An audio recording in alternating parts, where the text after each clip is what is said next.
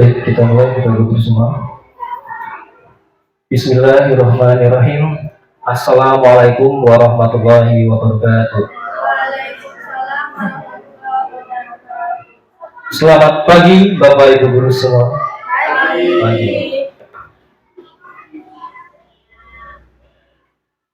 Yang saya hormati Ibu Kepala UPTD SD Negeri 1 Balirejo, Ibu Nur Almasari, MPD, dan Bapak Ibu Guru semua yang saya muliakan. Izinkanlah dalam kesempatan pagi hari ini saya akan memaparkan tugas berkaitan tentang guru penggerak, yakni diseminasi budaya positif di UPTD SD Negeri 1 Balirejo.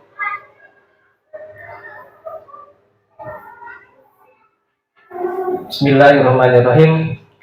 Alhamdulillahirrahmanirrahim. Wa bihi nasta'inu ala umuri dunya wassalatu wassalamu ala asrofil anbiya'i wal mursalin wa ala alihi wa sahbihi ajma'in. Qala rabbi shrah li sadri wa yassir li amri wa hlul 'uqdatam min lisani yafqahu qawli. Amma ba'd. Perkenalkan, nama saya Agus Irawan, SPD, MPD. Saya adalah calon guru penggerak angkatan 11 dari Kabupaten Lampung Timur. Instansi saya berada di UPTD SD Negeri 1 Balirejo, dan saya adalah guru pendidikan agama Islam.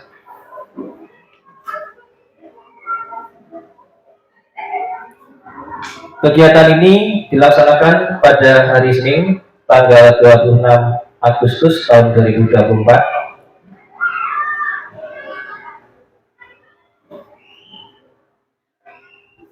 Tujuan dari kegiatan ini adalah memaparkan aksi nyata modul 1.4 budaya positif, yakni menyebarkan pemahaman dan pengalaman penerapan budaya positif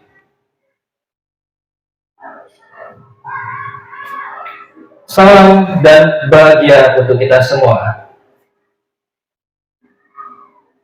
yang ada di ruangan ini, Bapak Ibu Guru semua.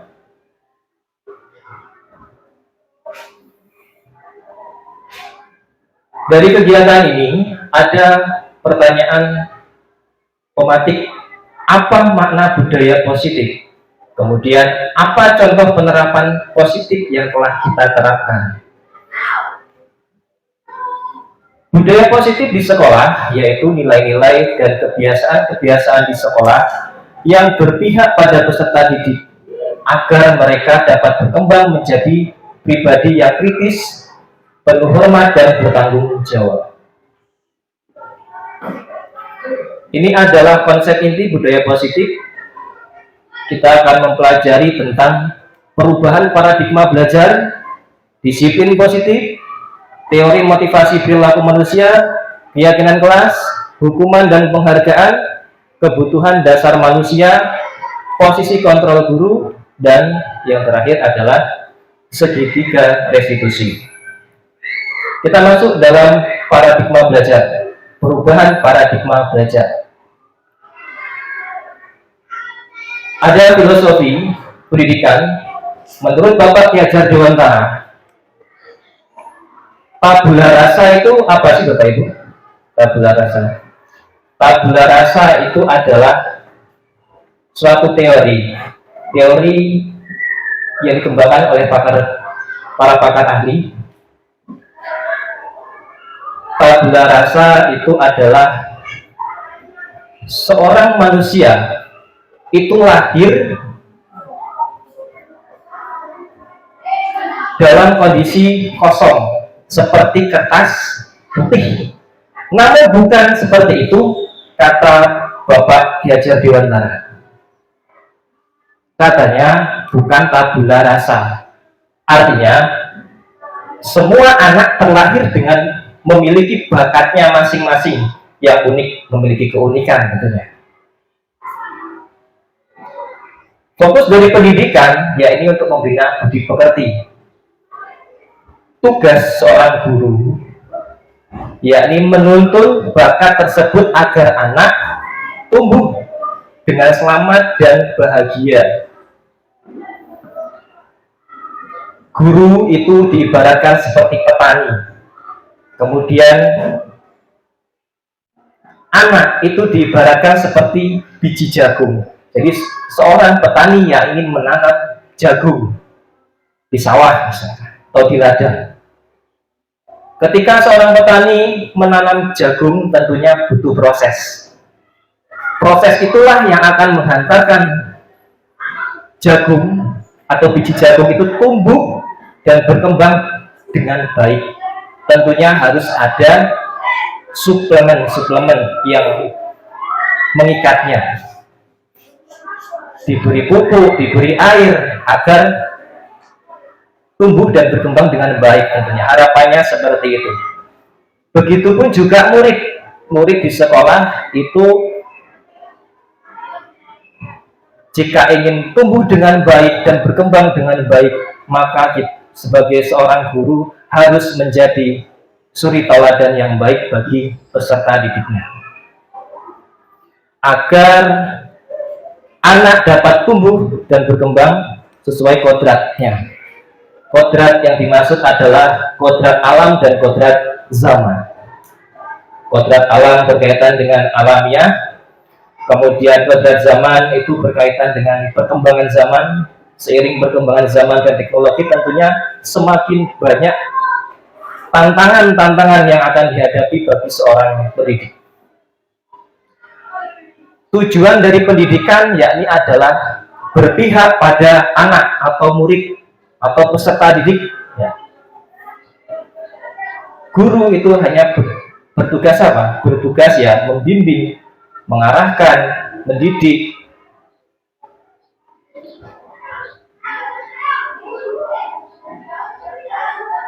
Lanjut dari slide selanjutnya.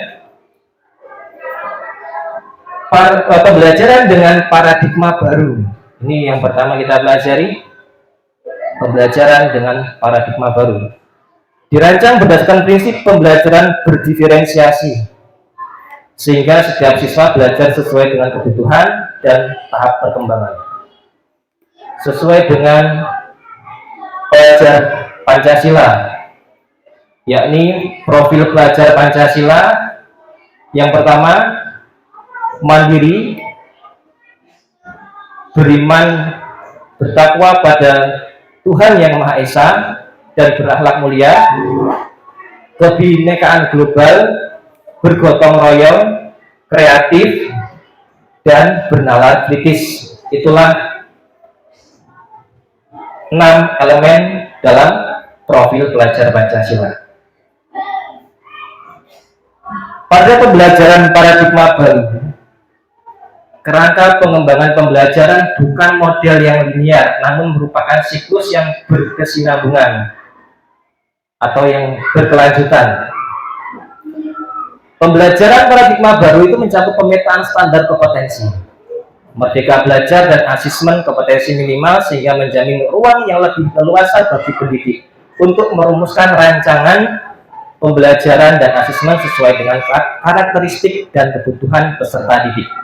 Ketiga komponen tersebut itu selaras dan saling mempengaruhi. Keselarasan inilah yang diharapkan dapat mengubah paradigma pembelajaran agar terjadi perbaikan dan pengembangan praktik pembelajaran secara berkelanjutan. Pada pembelajaran paradigma baru, profil pelajar Pancasila itu berperan menjadi penuntun arah yang memandu segala kebijakan dan pembaruan dalam sistem pendidikan Indonesia, termasuk pembelajaran dan asesmen. Nah, saya ingin mengundang rekan-rekan ingin yang akan menjadi model dalam perubahan paradigma ini. Bu Arum dan Bu Nanda dipersilakan untuk maju. Sebelum maju, ada yang bertugas menulis tugas menulis adalah Bu Arum, kemudian Bu Nanda, nanti sebagai pembuka kertas yang ditulis Bu Arum. Bu Arum diminta untuk menulis benda atau sesuatu yang sangat berharga untuk Anda. Silakan ditulis benda apakah itu, yang jangan sampai Bu Nanda tahu tulisannya apa. Silakan ditulis Bu Arum benda apa atau sesuatu apa yang menurut Bu Arum itu sangat berharga. Jangan sampai Bu Nanda tahu. Tugas Bu Nanda itu mencoba dengan sekuat tenaga dengan berbagai cara untuk meminta Bu Arum memberikan benda tersebut agar Bu Nanda tahu apa isi yang Bu Arum tulis. Sudah Bu Arum? Sudah. Jika sudah, Bu Nanda dan Bu Arum dipersilakan untuk maju mempraktekkan bagaimana konsepsi dengan paradigmanya. Langsung ya? Bu Arum si cantik, aku mau lihat dong apa yang di tangan kamu. Nanti kalau nggak boleh tak pukul loh kamu. Jangan nakal sih. Nggak boleh loh. Tak cegah loh yang dipukul aja. Bisa sih. Bisa ya?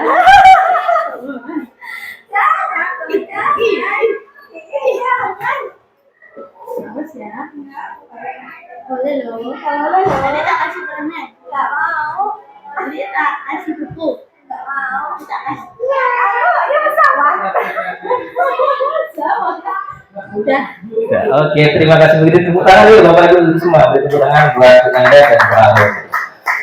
Terima kasih Bu Nanda dan Bu Arum. Ada konsepsi yang berkembang dari praktek ini. Dari praktek ini, dari apa yang kita lihat, ya Bapak Ibu,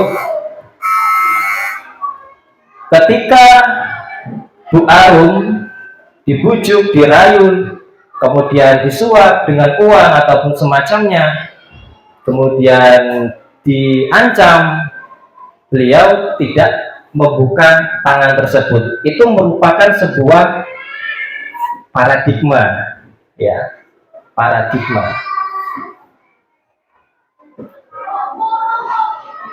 Sehingga yang dikatakan Bu Arum itu betul-betul paradigma yang tidak goyah, ya. Paradigma itu adalah suatu keyakinan dalam diri manusia sehingga seseorang itu tidak kehilangan arah, ya, tidak kehilangan arah dan untuk melakukan sesuatu tentunya. Itulah yang disebut paradigma. Inilah perubahan dari paradigma ini. Berarti dari paradigma yang lama yang misalkan mudah dirayu, mudah dibujuk, sekarang fokus ke paradigma yang baru agar lebih kuat lagi. Jangan sampai mudah goyah dengan tantangan zaman tentunya. Apalagi seorang pendidik kita semua, ya. Lanjut, untuk membangun budaya yang positif, sekolah tentunya perlu menyediakan lingkungan yang positif juga. Kemudian aman dan nyaman, agar murid-murid mampu berpikir, bertindak, dan menciptakan kemerdekaan dalam belajar. Kemudian agar murid dapat mandiri dan bertanggung jawab. Salah satu strategi yang perlu ditunjukkan atau ditinjau ulang adalah bentuk disiplin yang diajarkan selama ini di sekolah-sekolah kita tentunya. Lazimnya disiplin itu dikaitkan dengan kontrol. Dalam hal ini kontrol guru dalam menghadapi murid di sekolah. Konsepsi tentang teori kontrol itu ada 4 bagian. Yang pertama, ilusi guru mengontrol murid. Kemudian ilusi bahwa semua penguatan positif efektif dan bermanfaat. Dan yang ketiga, ilusi bahwa kritik dan membuat rasa bersalah mampu menguatkan karakter. Yang terakhir, ilusi bahwa orang dewasa berhak memaksa. Itu adalah miskonsepsi tentang teori kontrol. Ilusi guru mengontrol murid, pada dasarnya kita tidak dapat memaksa murid tentunya untuk berbuat sesuatu. Jikalau murid tersebut memilih untuk tidak melakukannya, walaupun tampaknya kita sedang mengontrol perilaku murid tersebut. Hal ini karena murid tersebut sedang mengizinkan dirinya dikontrol. Ilusi bahwa semua penguatan positif efektif dan bermanfaat. Penguatan positif dan bujukan adalah bentuk-bentuk kontrol. Nah, segala usaha untuk mempengaruhi murid agar mengulang suatu perilaku tertentu adalah suatu usaha untuk mengontrol murid tersebut. Ilusi bahwa kritik dan membuat orang merasa bersalah dapat menguatkan karakter. Menggunakan kritik dan rasa bersalah untuk mengontrol murid menuju pada identitas gagal. Ilusi bahwa orang dewasa memiliki hak untuk memaksa. Itu adalah banyak orang dewasa yang percaya bahwa mereka memiliki tanggung jawab untuk membuat murid-murid berbuat hal-hal tertentu. Apapun yang dilakukan dapat diterima selama ada sebuah kemajuan berdasarkan sebuah pengukuran kinerja. Bagaimana seseorang itu bisa berubah dari paradigma stimulus respon kepada pendekatan teori kontrol? Ada pakar pendidikan, yakni Stephen R. Covey, dalam pemikirannya Principle Centered Leadership pada tahun 1991 mengatakan bahwa bila kita ingin membuat kemajuan perlahan, sedikit-sedikit ubahlah sikap atau perilaku kita. Namun, bila kita ingin memperbaiki cara-cara utama kita, maka kita perlu mengubah kerangka acuan kita. Pada stimulus respon, seolah-olah orang lain dapat kita kontrol, dapat kita kendalikan, sehingga kita dapat merubah seseorang menjadi apa yang kita inginkan. Tetapi pada teori kontrol sangat bertolak belakang. Sesuatu yang sedang kita kontrol sebetulnya tidak dapat kita kendalikan, karena yang dapat mengontrol adalah dirinya sendiri, bukan orang lain. Ini ada disiplin positif. Bapak Ibu bisa memperhatikan dalam budaya kita, makna kata disiplin telah berubah menjadi sesuatu yang dilakukan seseorang pada orang lain untuk mendapatkan kepatuhan. Garis bawahi kepatuhan. Kemudian kita cenderung menghubungkan kata disiplin dengan ketidaknyamanan. Disiplin positif merupakan salah satu pendekatan disiplin diri yang mampu untuk mengontrol perilakunya seseorang, yakni dalam kesadaran dan bertanggung jawab. Ada kesadaran dan bertanggung jawab inilah atas tindakannya sebagai wujud menghormati diri sendiri dan orang lain. Kemudian sebagai pendidik, tujuan kita adalah menuntun murid untuk memiliki disiplin diri, sehingga mereka bisa berperilaku yang mengacu pada nilai-nilai kebajikan yang universal dan memiliki motivasi intrinsik, bukan ekstrinsik.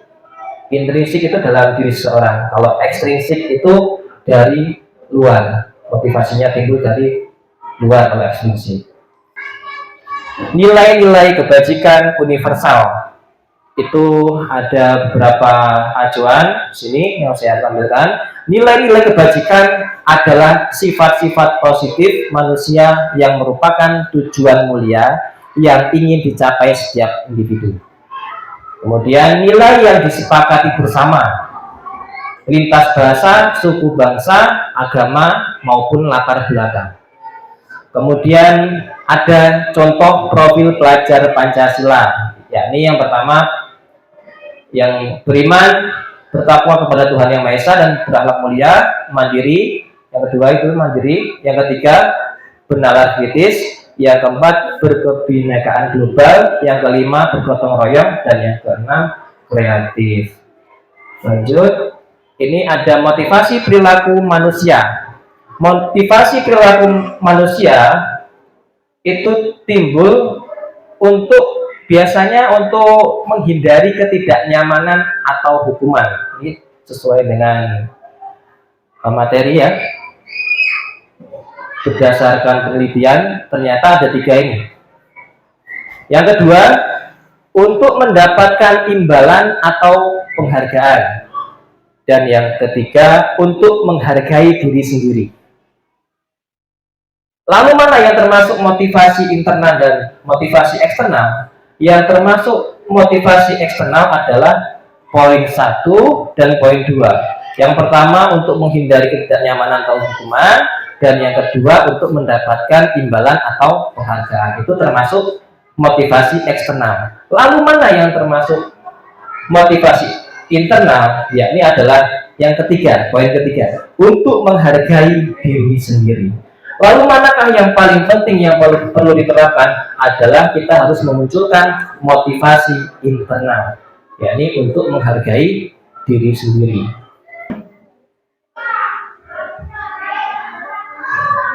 Motivasi internal akan menciptakan disiplin positif dan sikap merdeka. Menurut Bapak Ki Hajar Dewantara, merdeka itu artinya tidak hanya terlepas dari perintah, akan tetapi juga cakap buat memerintah diri sendiri. Selanjutnya, keyakinan kelas. Mengapa tidak peraturan saja yang diterapkan di kelas, melainkan malah keyakinan kelas? Mengapa harus keyakinan kelas? Kita akan memahami ini dengan adanya peraturan kelas. Peraturan kelas itu tetap harus dimunculkan atau diterapkan di kelas. Kita harus memunculkan itu. Kemudian selanjutnya akan dari peraturan kelas itu kita persingkat lagi maknanya menjadi keyakinan kelas. Agar apa sih? Agar mudah dihafal oleh murid-murid kita, tentunya.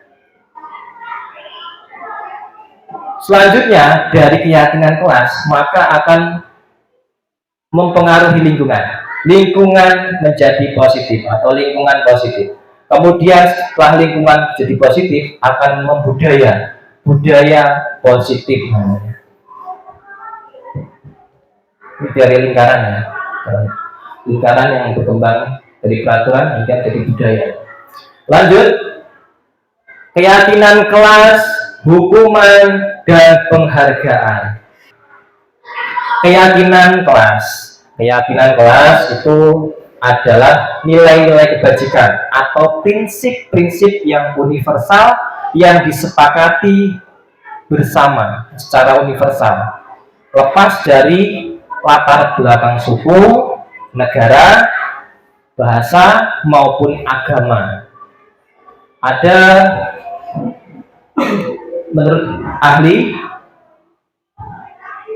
menurut Gosen tahun 1998 menyatakan suatu keyakinan akan lebih memotivasi seseorang dari dalam, yakni intrinsik. Seseorang akan lebih bersemangat untuk menjalankan keyakinannya daripada hanya sekedar mengikuti serangkaian peraturan. Pembentukan keyakinan kelas. Keyakinan kelas itu ada urutannya, cara pembentukannya. Keyakinan kelas bersifat abstrak daripada peraturan yang lebih rinci dan konkret. Keyakinan kelas berupa pernyataan yang universal. Pernyataan keyakinan kelas senantiasa dibuat dalam bentuk positif. Keyakinan kelas hendaknya tidak terlalu banyak sehingga mudah diingat dan dipahami. Semua warga kelas sebaiknya ikut berkontribusi dalam membuat kegiatan lewat curah pendapat di kelas. Kemudian bersedia meninjau kembali keyakinan kelas dari waktu ke waktu. Apakah perlu dirubah atau disusun ulang? itu dievaluasi dari kegiatan-kegiatan pembelajaran di kelas. Setelah terbentuk keyakinan kelas, tentunya baik guru atau murid melaksanakan dengan penuh kesadaran diri.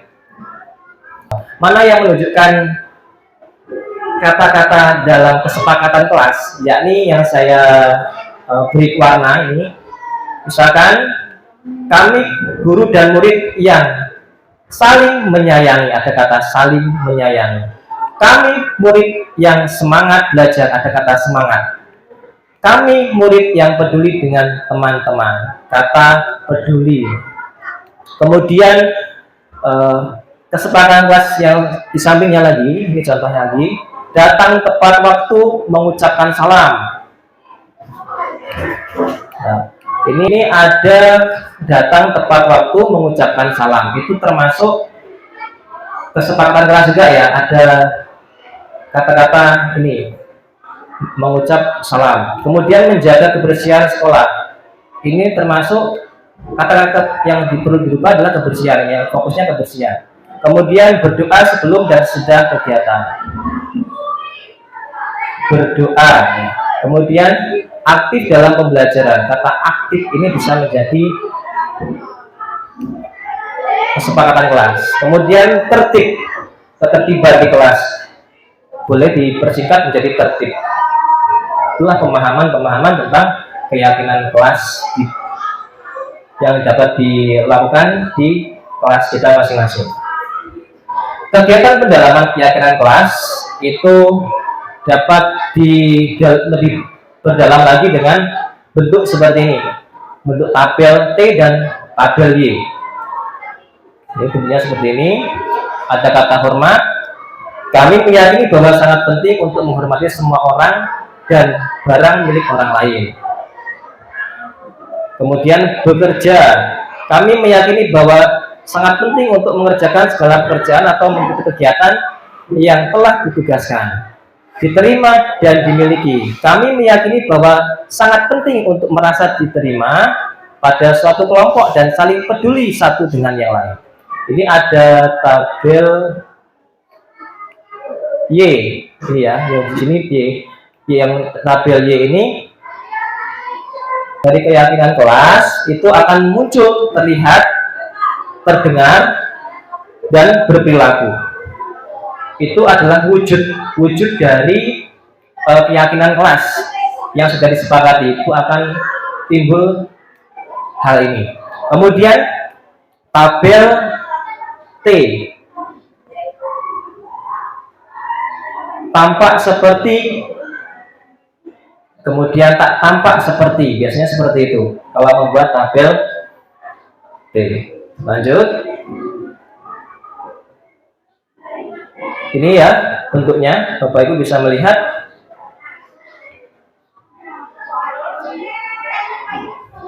Dari contoh ini, misalkan dari tabel T dulu, biasanya saya membuatnya dari tabel T dulu.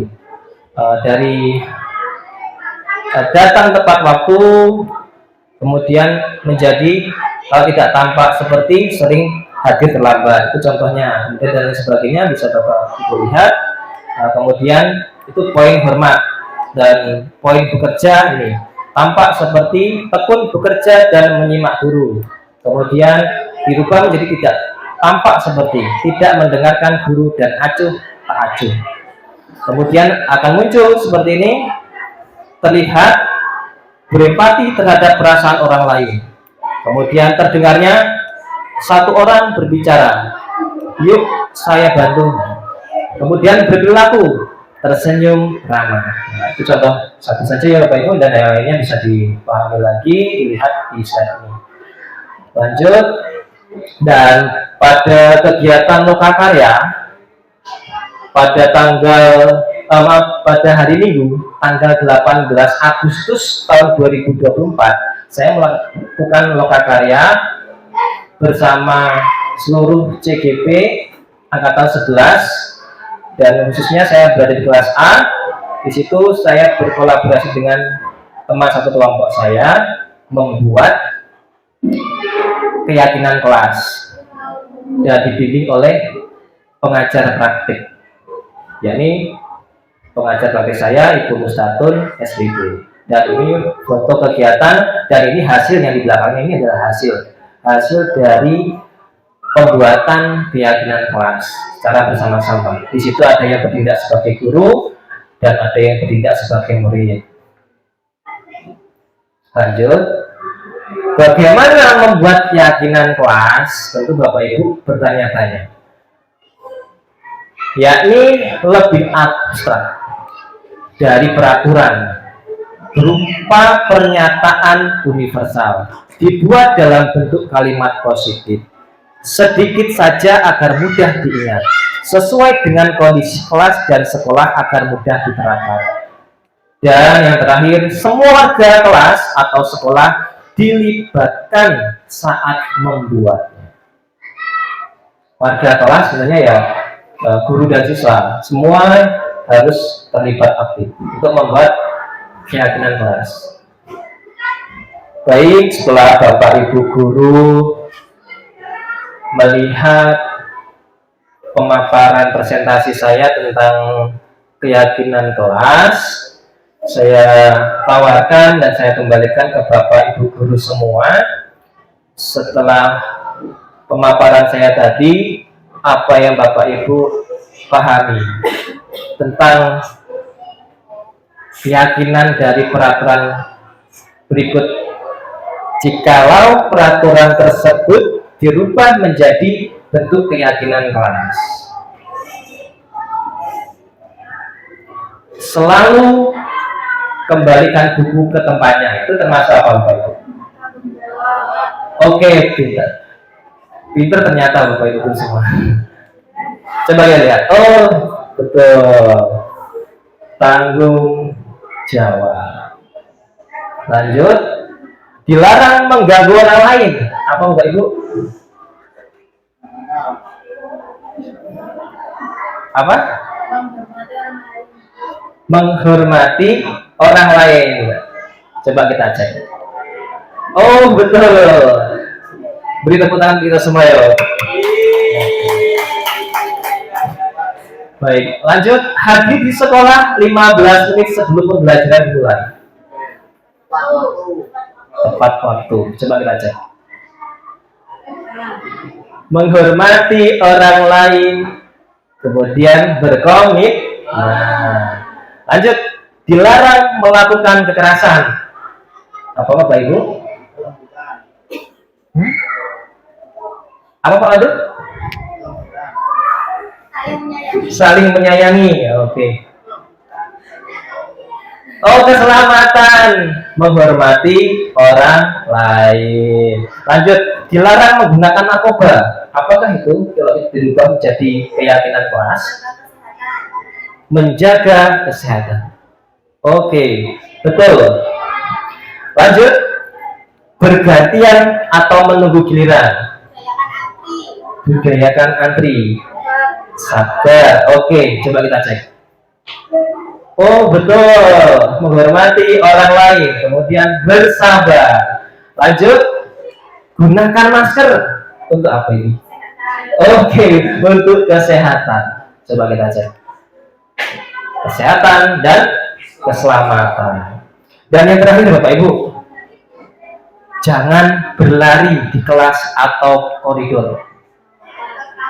Untuk keselamatan. Oke, keselamatan atau keamanan. 100 untuk kita semua. Ya. Lanjut. Ini peraturan, bentuk peraturan, kemudian ini sebelahnya adalah bentuk keyakinan kelas atau nilai kebajikan yang dituju. Selalu kembalikan buku ke tempatnya, merupakan tanggung jawab. Dilarang mengganggu orang lain, tuh dirubah menjadi keyakinan kelas. Menghormati orang lain dan diri sendiri. Jadi peraturan kelas, hadir di sekolah 15 menit sebelum pembelajaran dimulai, dirubah menjadi keyakinan kelas. Menghormati orang lain, komitmen pada tujuan atau katakan berkomitmen.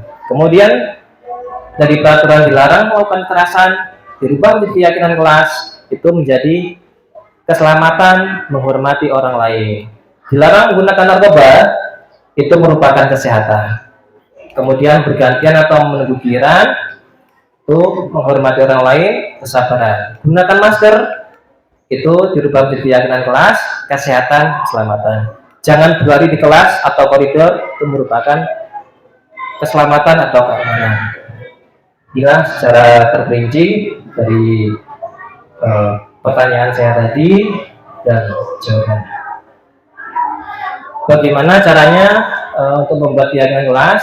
Jadi kita harus berdiskusi mengenai peraturan dengan murid, guru dan murid berdiskusi, kemudian merumuskan peraturan menjadi keyakinan, dan yang terakhir menulis keyakinan kelas yang disepakati.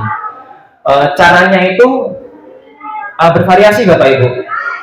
Bisa menggunakan kertas tempel, menggunakan karton, atau Bapak Ibu guru cukup menggunakan karton saja jika peralatan terbatas. Yang menulis siapa? Yang menulis boleh gurunya. Kalau menggunakan kertas tempel, yang menulis siswa, kemudian menempel di kertas karton. Jadi atasnya tertulis keyakinan kelas. Lanjut, ini contoh penerapan membuat keyakinan kelas. Ini yang saya lakukan di kelas 5. Yang gambar sebelah kanan, ini adalah guru membimbing siswa untuk membuat keyakinan kelas. Dan yang gambar kedua, sebelah kiri, guru menulis hal yang diharapkan. Lanjut. Ini adalah contoh penerapan disiplin positif lain. Guru menerapkan 5S. Salam, senyum, sapa, sopan, dan santun. Itu setiap pagi saya hadir pagi sebelum siswa masuk di kelas ya. Siswa datang, saya menyambut siswa dengan berjabat tangan, bersalaman, senyum, sapa, selamat pagi anak-anak. Nah, jangan lupa mengerjakan tugasnya setiap hari, piket di kelas. Lanjut. Ini contoh penerapan disiplin positif lain juga yang saya terapkan di kelas. Guru menerapkan disiplin sehat setiap hari di kelas. Selanjutnya, guru mengarahkan murid untuk membuat karya poster disiplin sehat dengan kreasi masing-masing.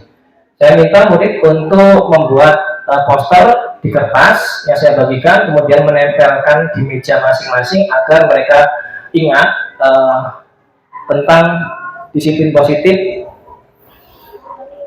disiplin sehat setiap hari di kelas. Biasanya kan di kelas itu ada sampah ya Bapak Ibu, di laci-laci anak. Jadi saya ingatkan sebelum belajar, coba periksa lacinya anak-anak, bersih tidak. Anak-anak antusias melihat lacinya masing-masing, jika ada sampah segera dibuang. Agar apa tujuannya? Agar tercipta lingkungan belajar yang sehat. Lanjut, simak video berikut, video pembuatan keyakinan kelas bersama murid.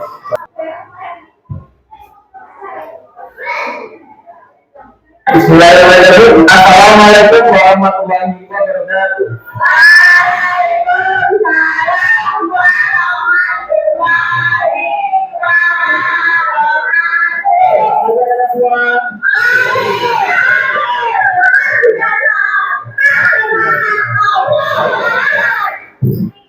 Alhamdulillah, Rabbil Nabi Allah Mujawadi, Nasulah Rasulullah Maafirah Dari Wala Ajmain.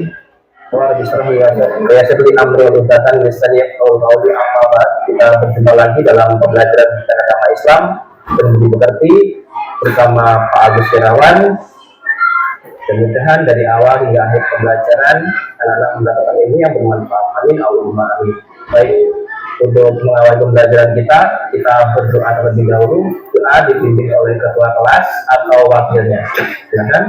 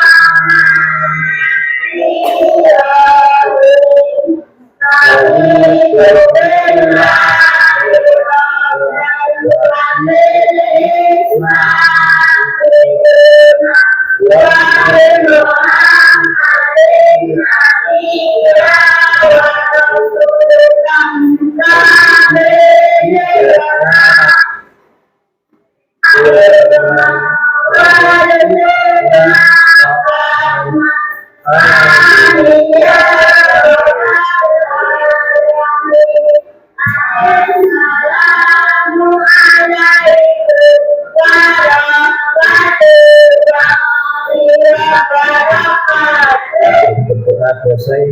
Waalaikumsalam warahmatullahi wabarakatuh. Baik anak-anak, kita hari ini akan membuat keyakinan kelas. Keyakinan kelas itu diawali dari membuat aturan kelas, namanya peraturan kelas. Kalau anak-anak mungkin tidak asing dengan kata peraturan kelas, seperti hanya peraturan sekolah, ya, peraturan yang dibuat untuk disepakati bersama seluruh pelajar sekolah, itu namanya peraturan sekolah. Yang pertama, tidak datang terlambat. Sudah. Oke. Sekarang yang kedua. Oke. Benar. Tidak membuang sampah sembarangan. Oke, tidak membuang sampah sembarangan. Oke. Baik. Yang ketiga sekarang. Oke. Oh ya. Selis, silakan yang nomor 3. Tidak membeli teman. Tidak membeli teman. Bagaimana teman-teman? Setuju? Itu.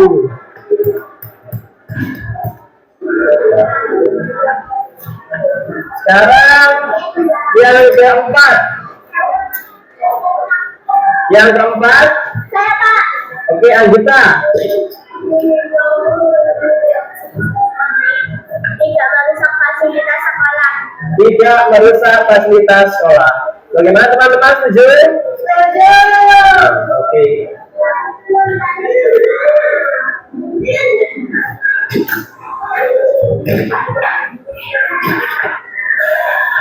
Baik anak-anak, setelah kita membuat peraturan kelas, kita akan mengubahnya menjadi kalimat yang baku, kalimat positif.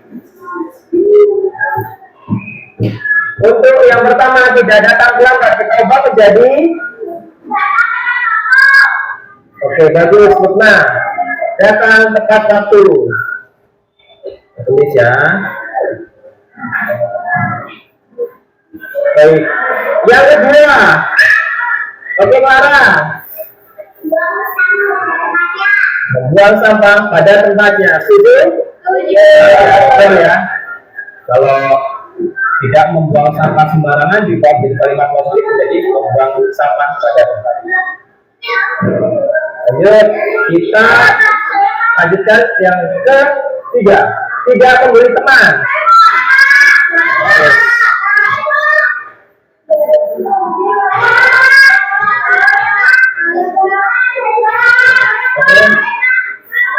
Teman, juga menghormati teman.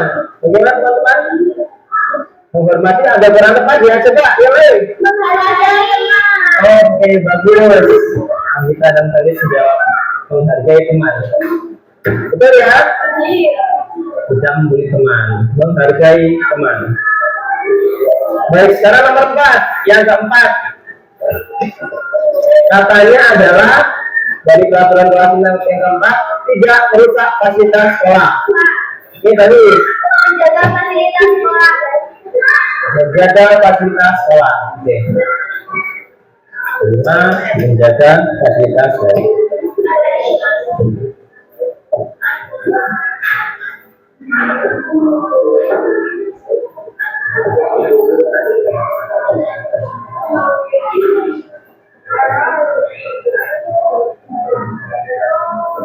Baik, kita sudah memiliki peraturan kelas, kemudian sudah diubahnya menjadi kalimat positif. Dan yang selanjutnya kita akan ubah lagi menjadi nilai kebajikan.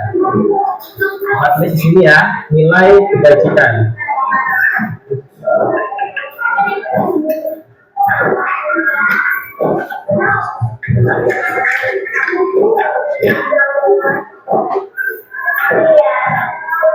Baik anak-anak, nilai kebajikan apa yang dari kalimat positif dari datang tepat waktu? Oke Anggita. Disiplin. Disiplin, ya betul, disiplin. Pertama, disiplin.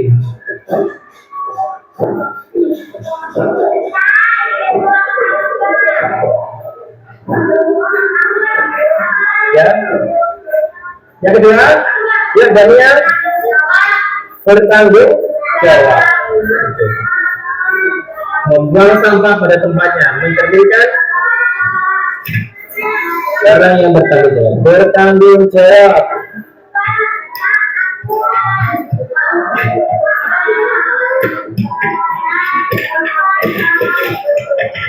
Nomor 3. Nih, kerjaan yuk yang di belakang, yang belum.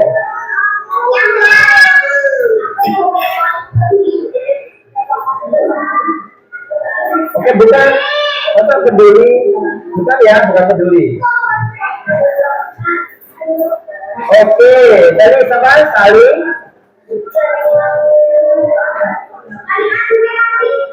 Saling menghormati.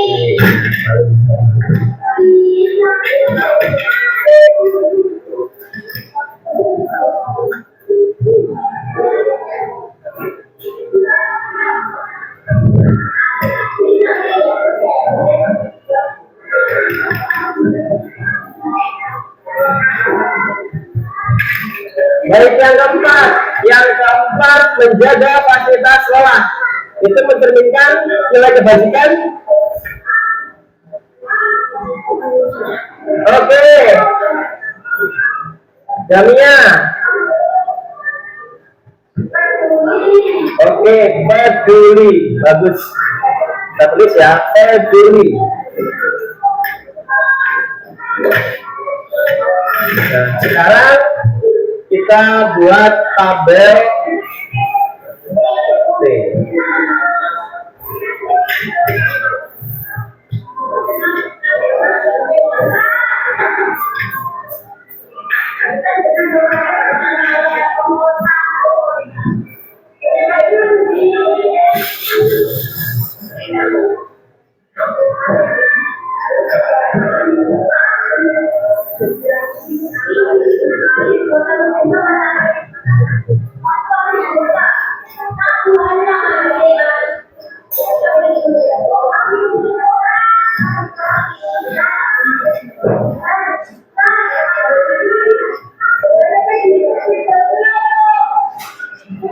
Tabel T berisi nilai kebajikan tampak seperti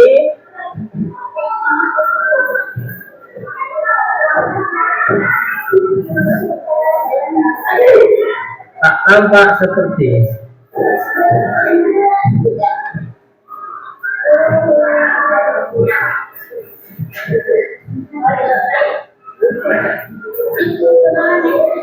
baik anak-anak, setelah kita membuat peraturan kelas, mengubahnya menjadi kalimat positif, memunculkannya dengan nilai kebajikan, setelah itu kita membuat tabel T untuk memperkuat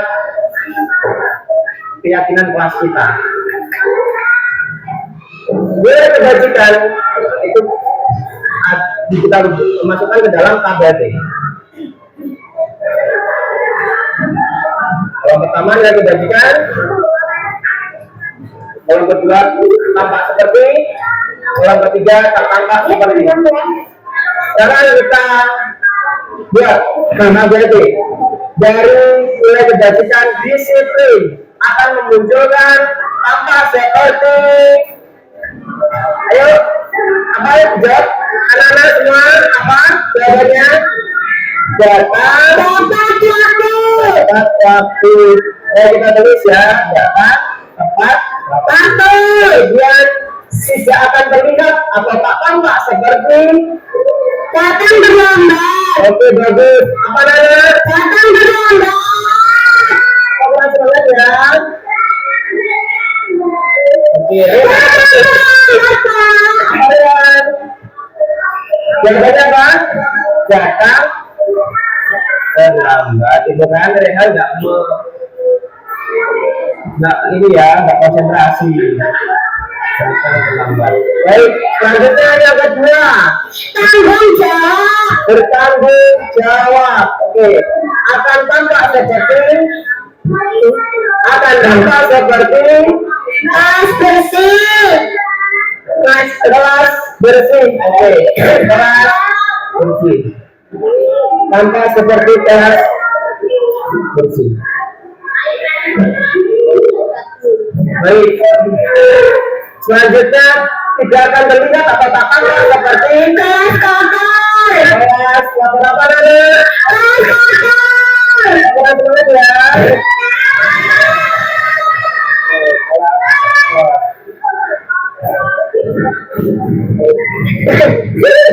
Baik, yang ketiga adalah saling menghormati. Kita perlu saling menghormati dulu karena urutannya ini ya, saling menghormati. Saling menghormati.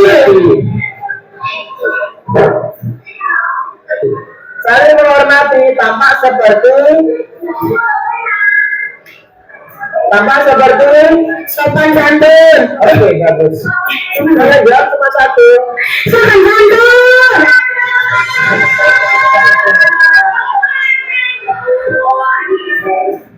Sopan dan santun. Oke. Apa seperti saling menghina. Saling menghina. Coba lihat ya ini kata-katanya. Ini namanya siapa? Siba. Ya Siba apa tadi Siba?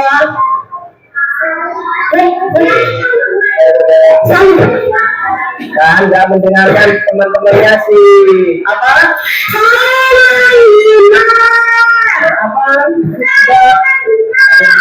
Apa? Apa seperti saling menghina.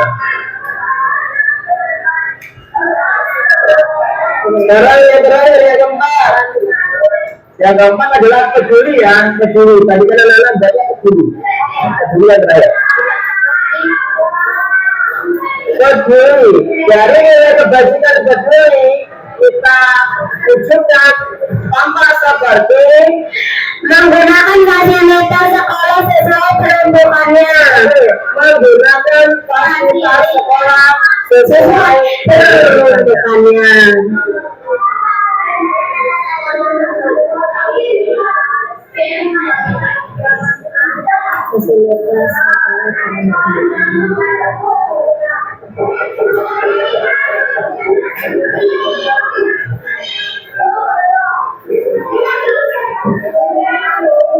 Baik. Kemudian tak tampak seperti apa, tidak terlihat seperti apa? Fasilitas sekolah terabaikan. Oke, apa namanya tadi sudah itu? Apa tadi? Fasilitas sekolah terabaikan. Fasilitas apa seperti apa? Oke, bagus. Apa nama semuanya?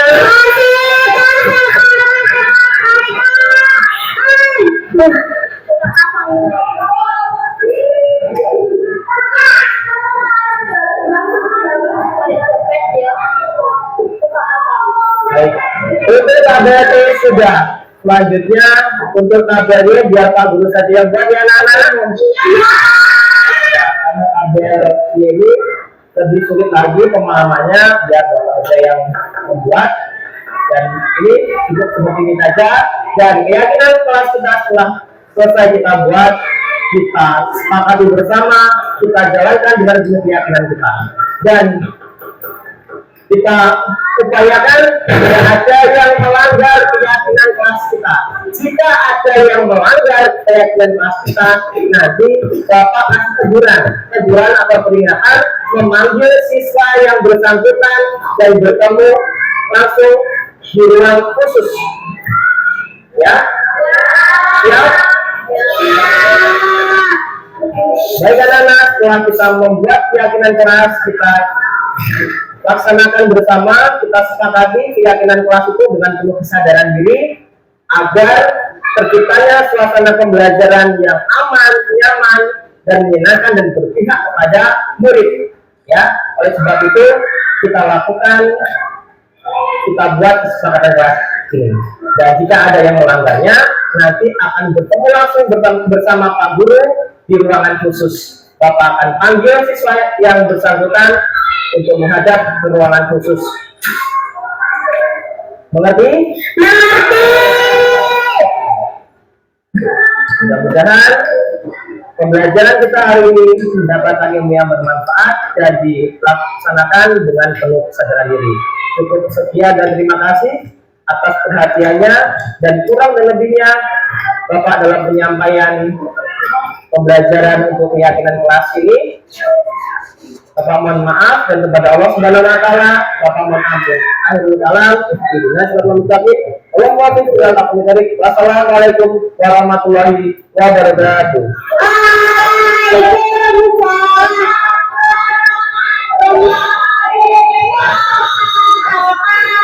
Kita tutup pembelajaran ini dengan mengucapkan alhamdulillah.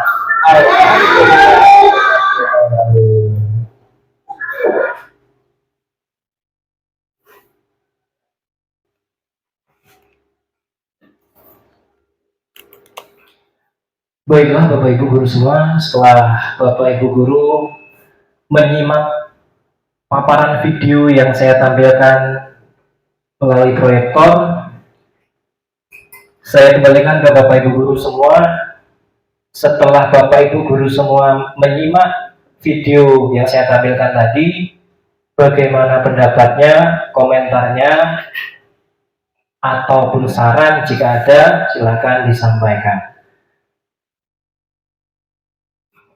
Boleh acungkan tangan. Oke, baik, baru. Ya, terima kasih Pak Agus. Setelah melihat video tadi, videonya sangat bagus dan menginspirasi. Semoga kedepannya nanti teman-teman semua bisa mengikuti video yang maksudnya mengikuti membuat keyakinan kelas yang Pak Agus buat tadi. Secara keseluruhan sangat menginspirasi. Terima kasih. Itu saja yang saya sampaikan. Baik, terima kasih Bu Arum. Dan yang lainnya jika ada lagi, boleh acungkan tangan. Oke, Bu Nanda. Ya, menurut saya membuat keyakinan kelas menjadikan pembelajaran kelas menjadi efektif. Terima kasih Pak. Terima kasih Bu Nanda atas curah pendapatnya. Pak gurunya nih yang belum bunyi. Ayo, Pak Gio atau Pak Pandu ini. Salah satu saja boleh. Boleh Pak Pandu?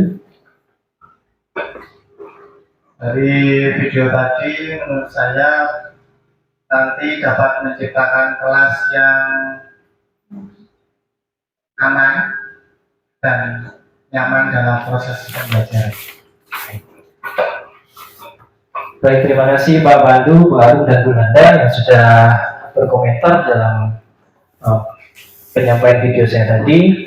Dan itulah tadi mudah-mudahan bisa kita terapkan di sekolah kita, terutama di PTD SD Negeri 1 Balirejo di kelas masing-masing.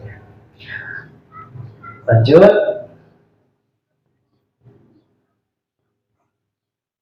Dihukum oleh penghargaan.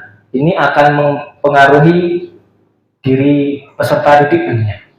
Pengaruh jangka panjang dan jangka pendek. Kemudian penghargaan menghukum. Penghargaan itu mengurangi ketepatan. Penghargaan tidak efektif. Penghargaan merusak hubungan. Inilah miskonsepsi tentang penghargaan. Lanjut, di sini ada slide yang menampilkan hal yang termasuk tindakan guru. Nanti boleh Bapak Ibu guru jawab, apakah tindakan guru yang di sebelah kanan itu yang saya tampilkan di slide itu termasuk hukuman ataukah konsekuensi? Boleh kita jawab bersama-sama. Tindakan guru yang pertama, mencatat 100 kali di dalam buku kalimat, saya tidak akan terlambat lagi karena terlambat ke sekolah. Hukuman atau konsekuensi, Bapak Ibu? Hukuman. Oke. Hukuman, ya betul. Lari mengelilingi lapangan basket 2 kali karena terlambat hadir di sekolah. Hukuman atau konsekuensi? Konsekuensi. Hukuman ternyata jawabannya. Hukuman. Lanjut. Murid diminta untuk push up 15 kali karena tidak menggunakan masker ke sekolah. Hukuman. Oke, bagus. Tuh. Murid diminta untuk push up 15 kali karena tidak menggunakan masker ke sekolah, termasuk hukuman. Baik, yang selanjutnya, menggantikan kertas tugas teman yang telah dicoret-coret. Konsekuensi. Oke, betul. Konsekuensi. Membersihkan tumpahan air di meja tulis karena tersenggol pada saat belajar. Konsekuensi. Betul. Lanjut. Murid disuruh untuk mengenakan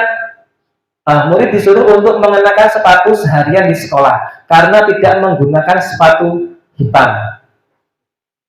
Murid disuruh untuk mengenakan ini salah kalimatnya. Murid disuruh untuk tidak menggunakan atau mengenakan sepatu seharian di sekolah karena tidak memakai sepatu hitam.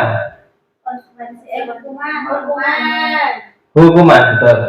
Lari mengelilingi lapangan basket 2 kali karena terlambat 10 menit untuk pelajaran PJOK.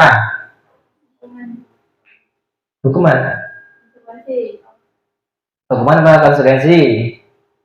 Coba ingat. 1, 2, 3. Konsekuensi.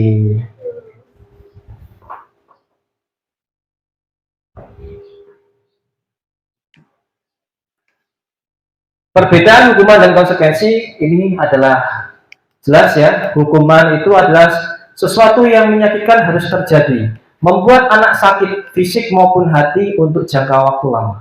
Anak membenci kedisiplinan. Kemudian paksaan, mendorong anak menyakiti diri sendiri. Konsep diri yang buruk. Anak belajar untuk menyembunyikan kesalahan, marah, rasa bersalah, dipermalukan, merasa tak dihargai. Itu penerapan dari hukuman akan berpengaruh seperti itu. Dari konsekuensi, pengaruhnya sesuatu harus terjadi, kemudian membuat anak merasa tidak nyaman dalam jangka waktu pendek. Anak menghargai disiplin, stimulus, kemudian tanggapan akan muncul, kemudian mendorong anak agar mudah menyesuaikan diri. Kemudian konsep diri yang baik, anak belajar untuk mematuhi peraturan. Dan kehilangan hak dibuat tidak nyaman, diasingkan untuk sementara, tim out.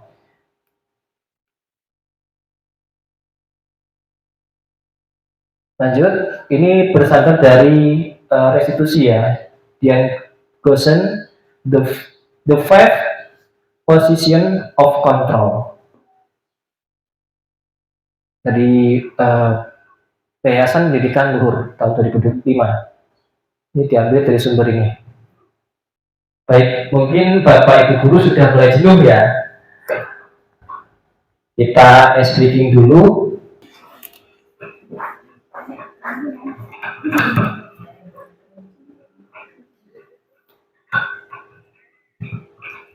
Baik, Bapak Ibu guru semua, untuk menghilangkan rasa lelah, letih, lesu, mari kita semua untuk melaksanakan ice breaking. Ice breakingnya apa? Ice breakingnya sudah saya persiapkan, yakni adalah menampilkan video. Jadi Bapak Ibu guru mengikuti gerakannya sambil berbunyi juga boleh, membunyikan suaranya mengikuti gerakan yang ada di video ini. Ice breakingnya adalah lagu tangan diputar-putar. Boleh Bapak Ibu guru semua berdiri? Oke, berdiri di lantai masing-masing di dekat bangku masing-masing. Kita mulai yang baik ya. 1, 2, 3.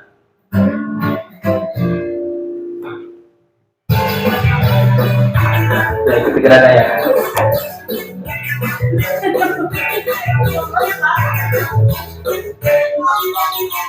Tangan diputar-putar,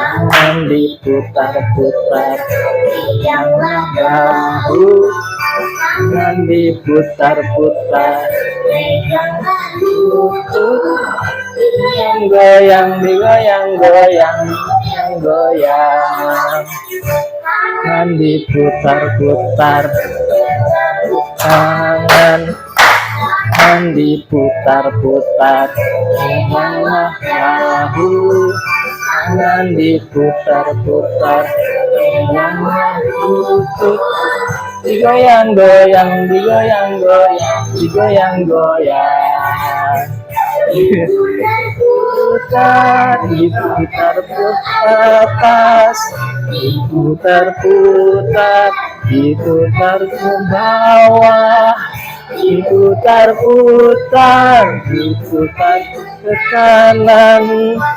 putar-putar, diputar ke kiri.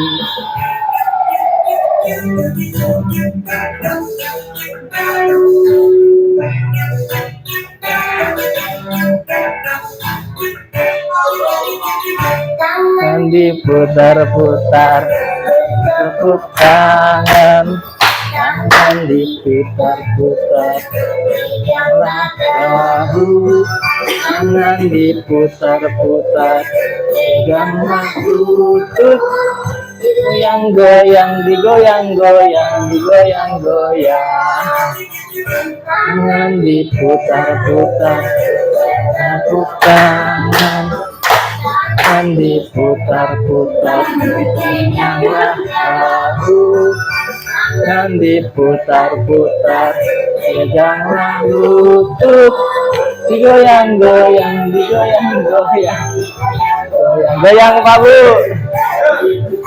Putar, diputar ke atas, diputar-putar, diputar ke bawah, diputar-putar, diputar ke kanan, diputar-putar, diputar ke kiri.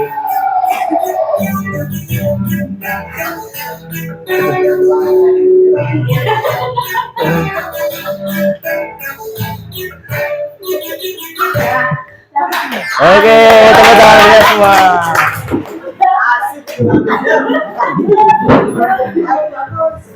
Itu video S-Breaking dari Laila, Laila Kansa ya.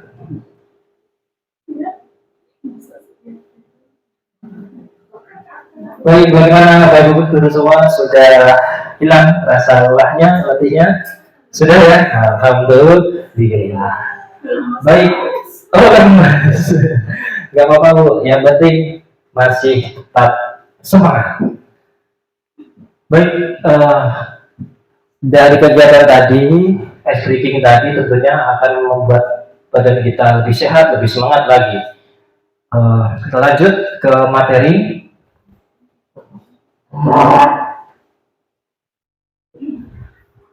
Materi selanjutnya adalah kebutuhan dasar manusia. Jadi ada 5 kebutuhan dasar manusia. Yang pertama bertahan hidup, kemudian yang kedua kasih sayang, dan yang ketiga itu kebebasan, dan yang keempat kesenangan, dan yang kelima adalah penguasaan.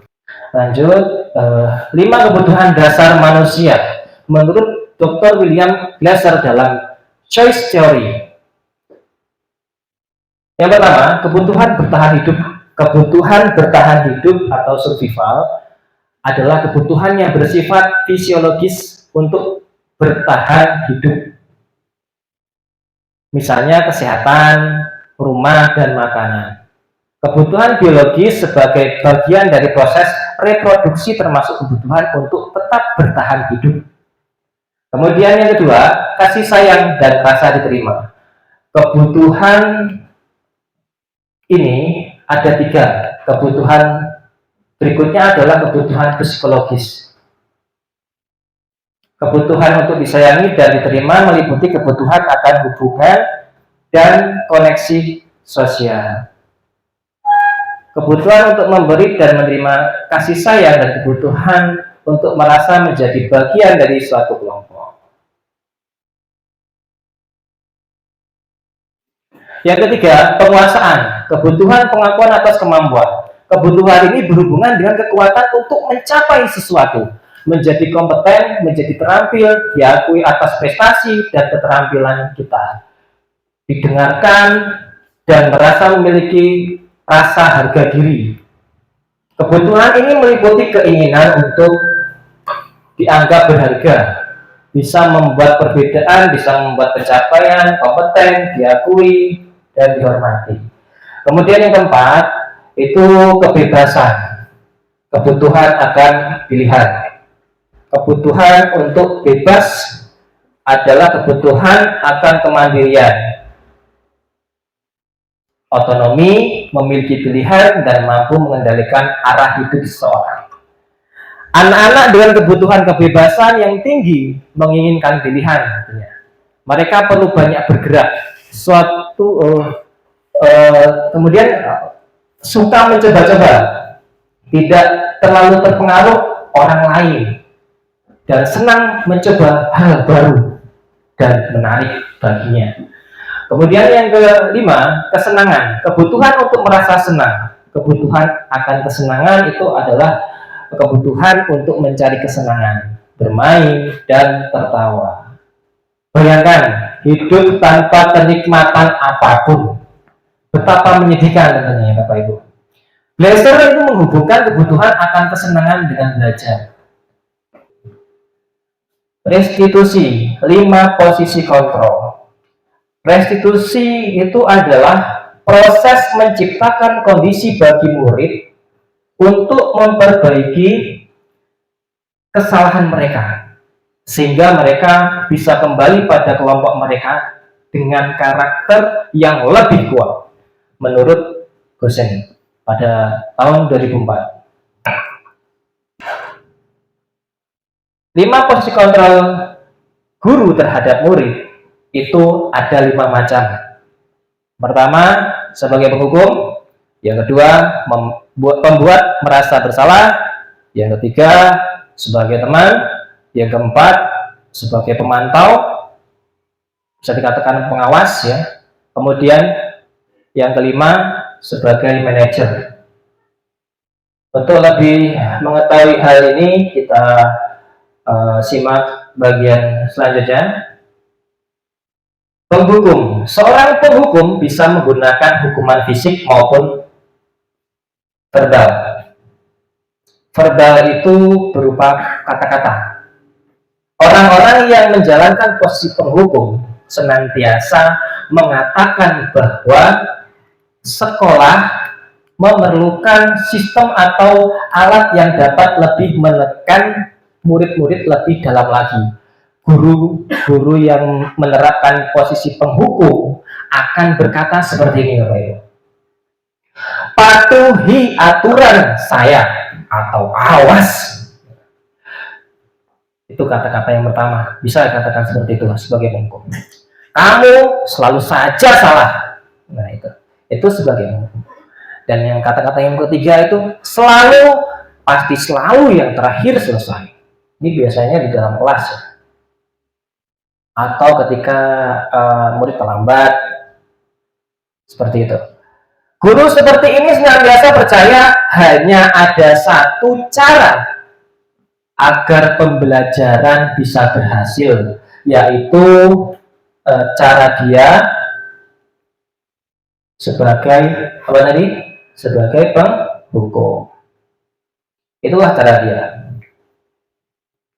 Lanjut, penghukum itu biasanya nada suaranya yang tinggi, bahasa tubuh, mata melotot, kemudian jari menunjuk-nunjuk. Nah, kamu misalnya begitu. Datang terlambat terus, apa yang kamu? Misalkan seperti itu. Tanyakan kepada diri Anda, bagaimana perasaan murid bila guru berbicara seperti itu pada saat muridnya datang terlambat. Nah, menunjuk-nunjuk ya, terlambat lagi, pasti terlambat lagi, selalu datang terlambat. Kapan bisa datang tepat waktu? Tanyakan pada diri kita masing-masing. Bagaimana perasaan murid kita? Tentu murid kita akan merasa takut mungkin ya, takut sama guru itu. Kemudian akan merasa tidak suka misalnya. Hasilnya adalah kemungkinan murid akan merasa marah, mendendam, atau bersifat agresif. Bisa jadi sesudah kembali duduk, murid tersebut akan mencoret-coret bukunya atau menulis di mejanya, mencoret-coret meja. Lebih buruk lagi daripada itu, sepulang sekolah, murid melihat motor atau mobil milik bapak ibu guru akan menggores kendaraannya tersebut. Nah, itulah efeknya ketika murid diberikan hukuman. Kemudian pembuat merasa bersalah. Ini posisi kontrol yang kedua. Pembuat merasa bersalah. Pada posisi ini biasanya guru akan bersuara lebih lembut. Pembuat rasa bersalah akan menggunakan keheningan yang membuat orang lain merasa tidak nyaman, bersalah atau rendah diri. Kata-kata yang keluar dengan lembut akan seperti ini. Bapak Ibu sangat kecewa sekali dengan kamu. Berapa kali Bapak harus memberitahu kamu ya? Nah, misalkan kalau bapak-bapak seperti itu ya. Gimana coba kalau orang tua kamu tahu kalau berbuat begini? Nah, di posisi ini murid akan memiliki penilaian diri yang buruk tentang dirinya sendiri, dirinya mereka. Murid merasa tidak berharga dan telah mengecewakan orang-orang yang dia sayangi. Itulah pembuat merasa bersalah. Nada suara memelas, halus, sedih, bahasa tubuh merapat pada anak, kemudian lesu. Itulah pembuat merasa bersalah. Andi, kamu ini bagaimana? Ini contohnya. Andi, kamu ini bagaimana ya? Kamu sudah berjanji dengan ibu tidak akan terlambat lagi. Kamu kenapa ya senang sekali mengecewakan ibu? Ibu benar-benar merasa kecewa sekali. Bagaimana perasaan murid bila ditegur guru yang seperti ini? Dengan cara yang seperti ini? Hasilnya adalah murid akan merasa bersalah telah mengecewakan ibu gurunya atau bapak gurunya. Murid akan merasa lebih menjadi orang yang gagal dan tidak sanggup membahagiakan orang lain. Kadangkala sikap seperti ini lebih berbahaya dari sikap penghukum, karena emosi akan tertanam rapat di dalam murid, menahan perasaannya. Di dalam dirinya murid akan tertanam hal yang demikian. Tidak seperti murid dengan guru penghukum tadi ya, di mana murid bisa menumpahkan amarahnya walaupun dengan cara negatif. Murid tertekan seperti inilah yang tiba-tiba bisa meletus amarahnya dan bisa menyakiti diri sendiri. Bahkan tidak hanya diri sendiri Bapak Ibu, orang lain di sekitarnya pun bisa dia sakiti. Posisi kontrol guru sebagai teman yang ketiga. Guru pada posisi ini tidak akan menyakiti murid, namun akan tetap berupaya mengontrol murid melalui persuasi. Posisi teman pada guru bisa menjadi negatif ya, ataupun positif. Positif di sini berupa hubungan baik yang terjalin antara guru dan murid. Guru di posisi teman menggunakan hubungan baik dan humor untuk mempengaruhi seseorang. Mereka akan berkata seperti ini Bapak Ibu. Ayo bantulah demi Bapak ya. Ayo ingat tidak bantuan Bapak selama ini. Ya sudah, kali ini tidak apa-apa. Nanti Ibu bantu bereskan. Hal negatif dari posisi teman adalah bisa menjadi teman. Hal negatif dari posisi teman adalah bila suatu saat guru tersebut tidak membantu, maka murid akan kecewa dan berkata hal yang demikian. Saya pikir Bapak atau Ibu teman saya. Murid merasa dikecewakan dan tidak mau lagi berusaha. Hal ini yang mungkin timbul adalah murid hanya akan bertindak untuk guru tertentu dan tidak untuk guru lainnya. Murid akan tergantung pada guru tersebut. Inilah jika kita memposisikan sebagai teman dengan muridnya. Lanjut. Biasanya posisi kontrol sebagai teman ini nada suara ramah, akrab, mengakrabi lah ya, dan bercanda. Kemudian bahasa tubuh merapat pada murid, mata dan senyum jenaka. Biasanya seperti itu. Ini contohnya, Andi, ayolah, bagaimana sih kamu? Kemarin kamu sudah janji ke Bapak bukan? Kenapa terlambat lagi? Sambil tertawa. Ya sudah, tidak apa-apa. Duduk dulu sana. Nanti Pak Guru bantu. Kamu ini. Bagaimana perasaan murid jika diberi sikap yang demikian? Ya seperti ini. Hasilnya, murid akan merasa senang dan akrab dengan guru tersebut. Ini termasuk dampak yang positif. Hanya saja di sisi negatif, murid menjadi tergantung pada guru tersebut. Bila ada masalah, kemudian dia merasa bisa mengandalkan guru tersebut untuk membantunya. Akibat lain dari posisi teman ini, Andi hanya akan berbuat sesuatu bila yang menyuruh adalah guru tersebut dan belum tentu berlaku yang sama dengan guru yang lainnya. Posisi guru sebagai pemantau. Posisi yang keempat ya. Posisi guru sebagai pemantau berarti mengawasi. Pada saat kita mengawasi, kita bertanggung jawab atas perilaku orang-orang yang kita awasi. Posisi pemantau ini berdasarkan pada peraturan-peraturan dan konsekuensi. Dengan menggunakan sanksi atau konsekuensi, kita dapat memisahkan hubungan pribadi kita dengan murid. Sebagai seorang murid, sebagai seseorang yang menjalankan posisi pemantau, sebagai seseorang yang menjalankan posisi pemantau, pertanyaan yang diajukan itu sebagai berikut contohnya. Peraturannya apa? Apa yang telah kamu lakukan? Sanksi atau konsekuensinya apa? Seorang pemantau sangat mengandalkan penghitungan, catatan, data yang dapat digunakan sebagai bukti atas perilaku seseorang atau murid tersebut. Posisi ini akan menggunakan stiker, slip catatan, daftar cek. Posisi pemantau sendiri berawal dari teori stimulus respon yang menunjukkan tanggung jawab guru dalam mengontrol murid. Pemantau, posisi guru sebagai pemantau biasanya nada suara datar, bahasa tubuhnya yang formal. Guru, ini contoh ya, gurunya Andi. Andi, tahukah kamu jam berapa kita mulai? Murid menjawab, tahu Pak.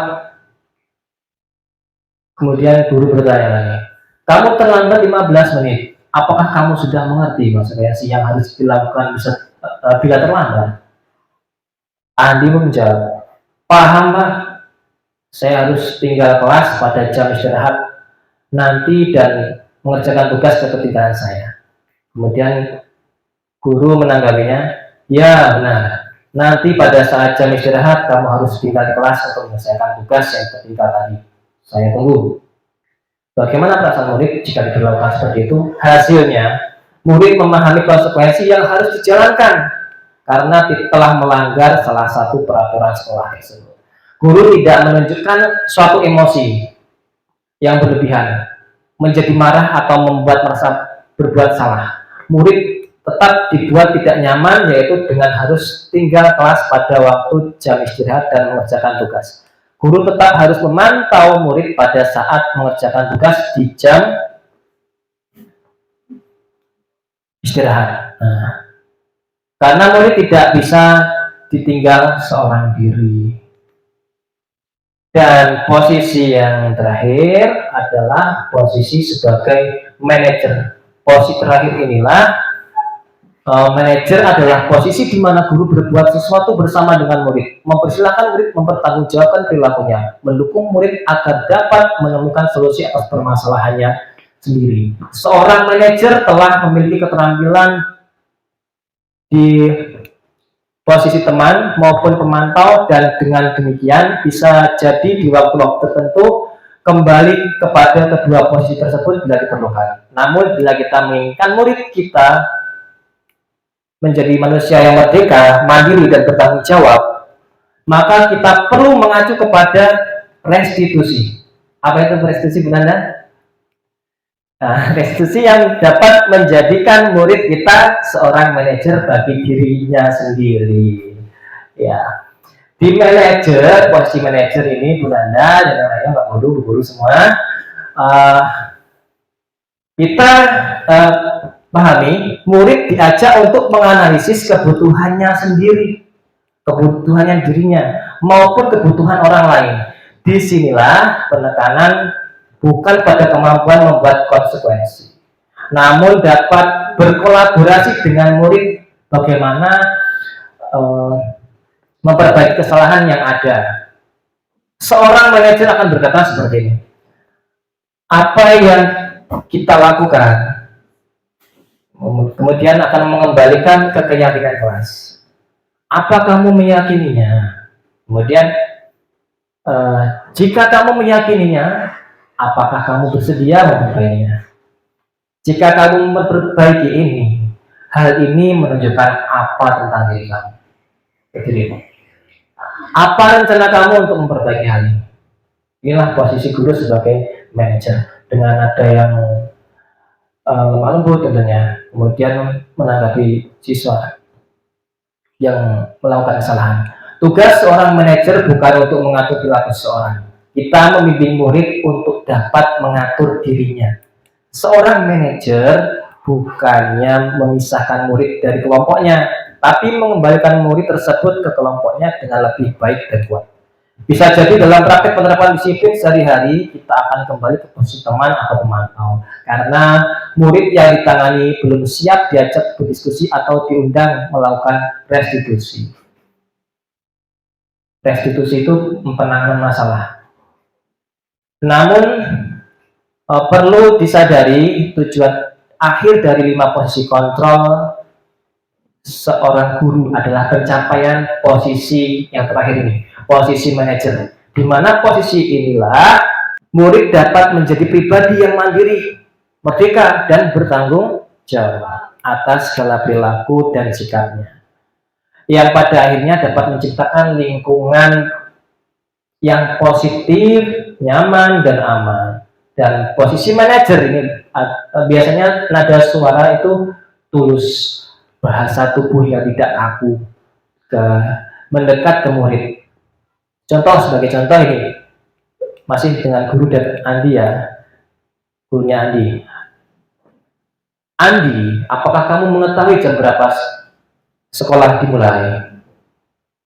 Kemudian Andi menjawab, tahu Pak, jam 7. Guru bertanya lagi, ya, jadi kamu terlambat. Kira-kira bagaimana kamu akan memperbaiki masalah ini? Kemudian Andi menjawab, saya bisa menanyakan ke teman saya Pak, untuk mengejar tugas yang tertinggal. Kemudian gurunya bertanya lagi, baik, itu bisa dilakukan. Apakah besok akan ada masalah untuk kamu akan bisa di tepat waktu ke sekolah? Kemudian Andi menjawab, tidak Pak, saya bisa di tepat waktu. Kemudian guru meresponnya, baik, saya hargai usahamu untuk memperbaiki diri. Nah, bagaimana perasaan murid diperlakukan seperti ini? Pada posisi manajer, maka suara guru sebagai terus ketika berbicara. Tidak perlu marah, tidak perlu meninggikan suara, apalagi menunjuk-nunjuk jari ke murid. Berkaca pinggang, atau bersikap seolah-olah menyesal. Tampak sedih sekali akan perbuatan murid, ataupun bersenda gurau menempatkan diri sebagai teman murid. Fokus pada murid, fokus ada pada murid ya, bukan untuk membahagiakan guru atau orang tua. Murid sudah mengetahui adanya suatu masalah dalam dirinya sendiri, dan sesuatu perlu terjadi. Bila guru mengambil posisi pemantau, guru akan melihat apa konsekuensinya, apa peraturannya. Namun pada posisi manajer, guru akan mengembalikan tanggung jawab pada murid untuk mencari jalan keluar permasalahannya tersebut, tentu dengan bimbingan oleh seorang guru. 5 posisi kontrol ini contoh ya Bapak Ibu ya, sebagai penghukum, pembuat merasa bersalah, teman, pemantau, manajer. Ini bisa Bapak Ibu guru lihat di slide. Saya beri waktu untuk memahami ini Bapak Ibu. Sambil melihat ini, nanti ada contoh yang harus Bapak Ibu jawab bersama-sama. Mungkin sekitar 1 menit ya untuk memahami ini.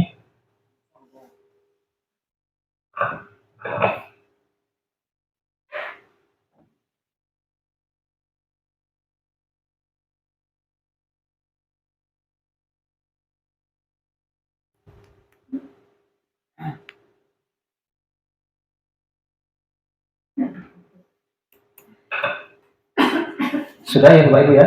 Cukup. Lanjut.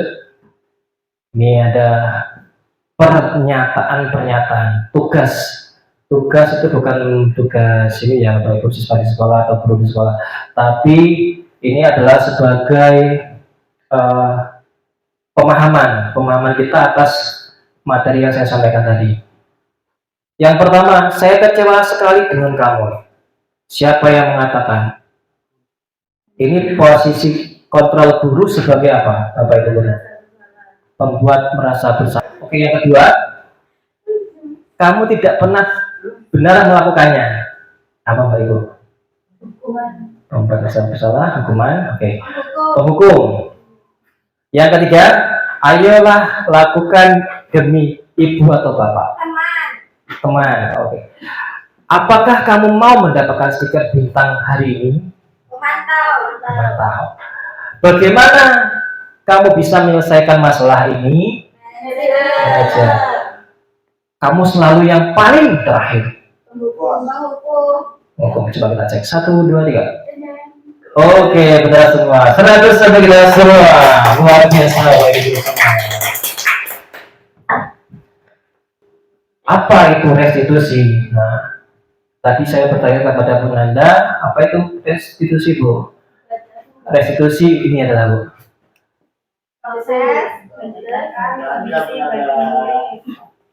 Oke, boleh dibaca ya Bu. Restitusi adalah proses menciptakan kondisi bagi murid untuk memperbaiki kesalahan mereka, sehingga mereka bisa kembali pada kelompok mereka dengan karakter yang lebih kuat. Oke, tepuk tangan yuk Bapak Ibu. Luar biasa. Sekarang sudah terjawab pertanyaan. Lanjut. Dan ini tahapan-tahapan dari bentuk segitiga restitusi. Ada menstabilkan identitas yang pertama, yang kedua validasi tindakan yang salah, dan yang terakhir menanyakan keyakinan. Contohnya ada di bawahnya, setiap orang pasti pernah melakukan kesalahan. Kamu bukan satu-satunya yang pernah melakukan ini. Ini adalah menstabilkan identitas. Kemudian kamu tentu punya alasan mengapa melakukan itu. Adakah cara yang lebih efektif untuk mendapatkan apa yang kamu butuhkan? Ini termasuk dari validasi tindakan yang salah. Kemudian nilai-nilai apa yang telah kita sepakati, kamu ingin menjadi orang yang seperti apa? Ini adalah menanyakan keyakinan. Inilah tahapan segitiga restitusi. Oke, pengertian restitusi. Restitusi adalah sebuah pendekatan untuk menciptakan disiplin positif. Restitusi adalah proses menciptakan kondisi bagi murid untuk memperbaiki kesalahan mereka, sehingga mereka bisa kembali pada kelompok mereka dengan karakter yang lebih kuat. Gosen pada tahun 2024. Restitusi juga adalah proses kolaboratif yang mengajarkan murid untuk mencari solusi untuk masalah dan membantu murid berpikir tentang orang seperti apa yang mereka inginkan dan bagaimana mereka harus memperlakukan orang lain. Itu dari Gelson Gosen pada tahun 1996. Di bawah ini ada pun ciri-ciri ya Bapak Ibu yang membedakan dengan program disiplin lainnya. Restitusi bukan untuk menebus kesalahan, namun untuk belajar dari kesalahan. Restitusi memperbaiki hubungan, dan restitusi adalah tawaran bukan paksaan. Restitusi menuntun untuk melihat ke dalam diri. Ini ada tahapan menstabilkan identitas. Untuk membuat anak yang merasa gagal karena berbuat salah menjadi positif terhadap dirinya. Bagian dasar dari segitiga bertujuan untuk mengubah identitas anak dari orang yang gagal karena melakukan kesalahan menjadi orang yang sukses. Anak yang melanggar peraturan karena sedang menjadi perhatian adalah anak yang sedang mengalami kegagalan. Dia mencoba untuk memenuhi kebutuhan dasarnya, namun ada benturan. Kalau kita mengkritik dia, maka kita akan tetap membuatnya dalam posisi gagal. Kalau kita ingin menjadi reflektif, maka kita harus meyakinkan si anak dengan cara mengatakan kalimat-kalimat ini. Berbuat salah itu tidak apa-apa, tidak ada manusia yang sempurna, saya juga pernah melakukan kesalahan seperti itu, kita bisa menyelesaikan ini. Dan ini ada validasi tindakan yang salah, ya, membantu murid mengenali basic need, kebutuhan dasar yang ingin dipenuhinya ketika melakukan kesalahan itu. Pada dasarnya, setiap tindakan manusia tujuannya adalah memenuhi basic needs. Apakah itu power, freedom, love, and belonging, fun, atau survival. Setiap tindakan kita dilakukan dengan suatu tujuan, yaitu memenuhi kebutuhan dasar. Kalau kita memahami kebutuhan dasar, apa yang mendasari sebuah tindakan, maka kita menemukan cara-cara paling efektif untuk memenuhi kebutuhan tersebut. Ini ada teori kontrol, semua tindakan manusia, baik atau buruk, pasti memiliki maksud tujuan tertentu. Dan ini ada contoh tentang validasi tindakan. Saya sebutkan satu saja ya Bapak Ibu. Padahal kamu bisa melakukan yang lebih buruk dari ini ya. Lanjut, menanyakan keyakinan atau seek the belief. Ya, seek the belief ya. Anak melihat kesalahannya dihubungkan dengan norma sosial dan nilai-nilai yang mendasari manusia berinteraksi dengan orang lain. Menanyakan keyakinan atau seek the belief. Teori kontrol menyatakan bahwa kita pada dasarnya termotivasi secara internal. Ketika identitas sukses telah tercapai, langkah 1 dan tingkah laku yang salah telah divalidasi, langkah 2 maka anak akan siap untuk dihubungkan dengan nilai-nilai yang dia percaya dan berpindah menjadi orang yang dia inginkan. Ini ada bentuk pernyataan, pertanyaan. Bentuk pertanyaan di bawah ini saya sebutkan satu saja. Apa yang kita percaya sebagai kelas atau keluarga? Penting ini untuk ditanyakan ke anak. Menanyakan apa yang mereka inginkan. Inilah tahap menanyakan keyakinan. Kemudian mengembalikan kesepakatan keyakinan mereka. Tentunya itu ketika anak sudah mendapatkan gambaran yang jelas tentang orang seperti apa yang mereka inginkan, guru dapat membantu anak-anak tetap fokus pada gambaran tersebut. Ini adalah proses ketika restitusi didasarkan pada teori kontrol. Ya, langkahnya adalah pertama tadi menstabilkan identitas, validasi tindakan yang salah, kemudian yang ketiga menanyakan keyakinan. Teori kontrolnya dari menstabilkan identitas, kita semua akan melakukan hal terbaik yang bisa kita lakukan. Kemudian yang kedua, validasi tindakan yang salah, itu akan timbul teori kontrolnya, semua perilaku memiliki alasan. Kemudian tahap menanyakan keyakinan, itu teori kontrolnya, kita semua memiliki motivasi internal. Kita simak video berikut, video penerapan segitiga restitusi dalam menghadapi permasalahan murid di sekolah oleh saya, Gus Irawan.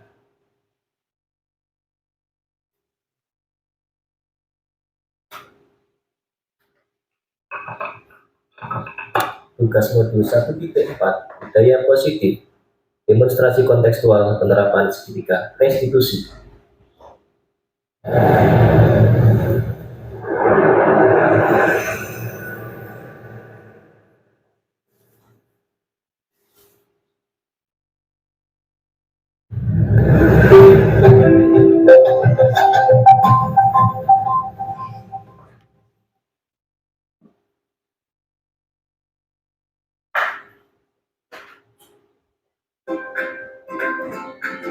Assalamualaikum warahmatullahi wabarakatuh.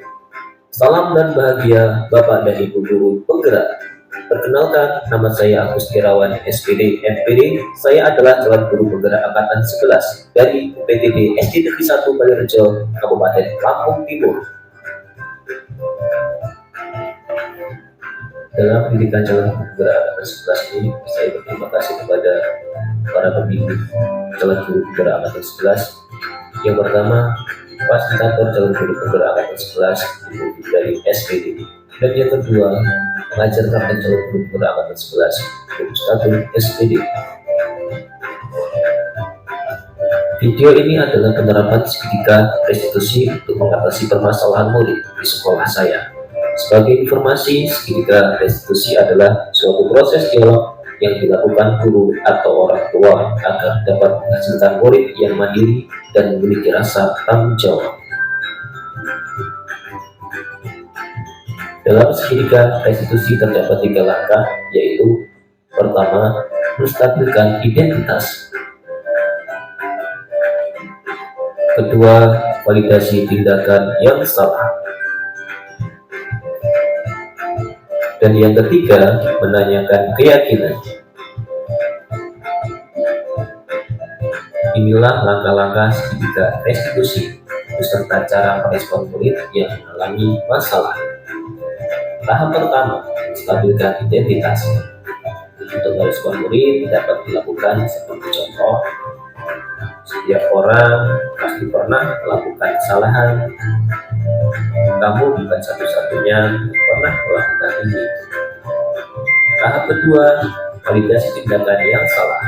Untuk merespon murid dapat dilakukan seperti contoh, kamu tentunya punya alasan mengapa melakukan itu. Adakah cara yang lebih efektif untuk mendapatkan apa yang kamu butuhkan? Dan tahap yang ketiga, menanyakan keyakinan. Untuk merespon murid dapat dilakukan seperti contoh, keyakinan kelas apa yang telah kita sepakati, kamu ingin menjadi orang seperti apa. Itulah tadi gambaran segitiga restitusi secara keseluruhan. Dalam proses tahap menstabilkan identitas, berdasarkan prinsip membuat kesalahan adalah bagian dari proses pembelajaran. Menggeser identitas gagal ke identitas sukses.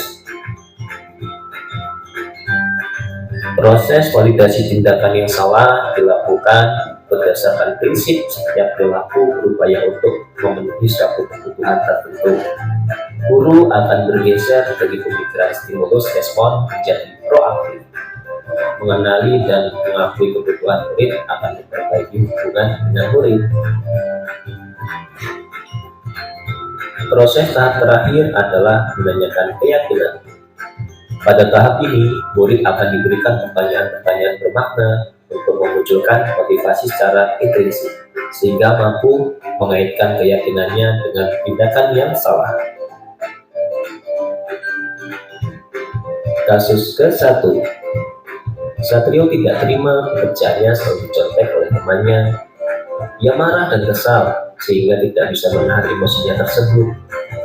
Untuk mengatasi permasalahan murid tersebut, saya menggunakan langkah-langkah segitiga restitusi. Untuk lebih jelasnya, mari simak video berikut ini. Assalamualaikum Satrio.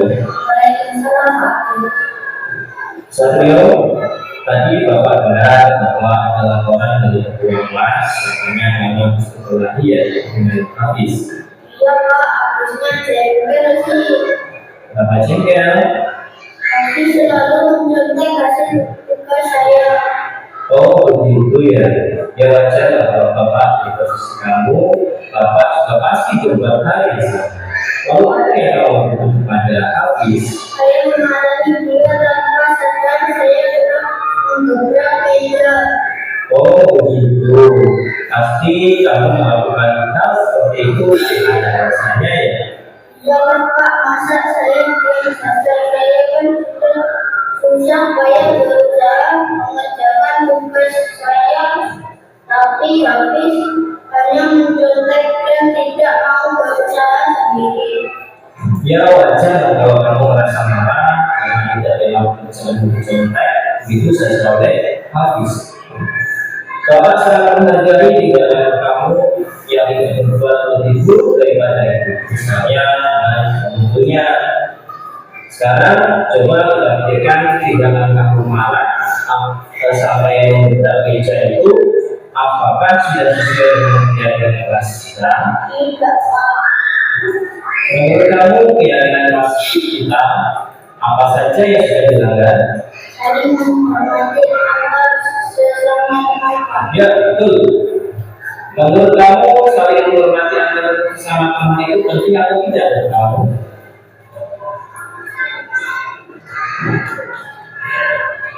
Penting Pak.